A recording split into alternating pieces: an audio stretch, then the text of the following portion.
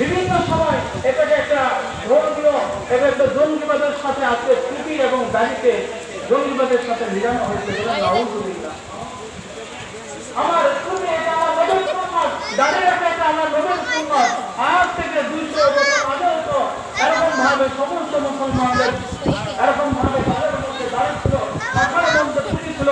কিন্তু আজকে এই সময় এই আধুনিক যুগের মধ্যে আসার পরে সারা বিশ্বের অবস্থায় এমন হয়েছে, এলিমেন্টের পরে আজকে এটা একটা জঙ্গিবাদের আলামত হিসেবে বাড়ির মানুষ লিয়ে খাইতে পারবো, সমস্যা না। হাগো যত্ন রে খাওয়াইতে ওই যা করে যদি আইব।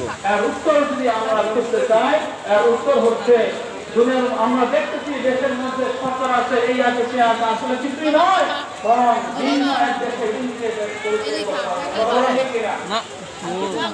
কথা বলবেন নাই। আমি মনে করতেছি যে আমাদের প্রধানমন্ত্রী না না এত সুন্দর আপনাকে আরো অনেক গভীর জ্ঞান অর্জন করতে হবে।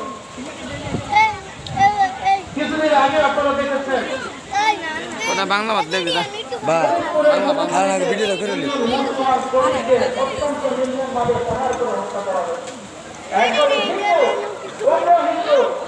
মনে হয় সম্ভবত ইসলামের সদস্য তারা দুজন মুসলমানকে এরকম নির্মম ভাবে লইতেছি ওই জানা তোর মাই তো দীর্ঘ 7 ঘন্টা এরকম ভাবে এই মৃত্যুর পরে 7 ঘন্টা তাদেরকে এরকম ভাবে আমাদের মাননীয়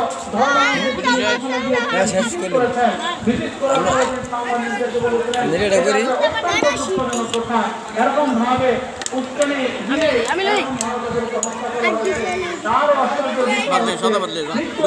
সব ঘন্টা তাদেরকে অসুস্থ করে রাখা হচ্ছে। মনে কো আসেনি না হলে ঘুমাতিলা এত তারপরে আপনাকে এই চট্টগ্রামের মধ্যে যেটা এতদিন ভারতের মধ্যে দেখছি বিভিন্ন পতাকা পরে বিভিন্ন রেলি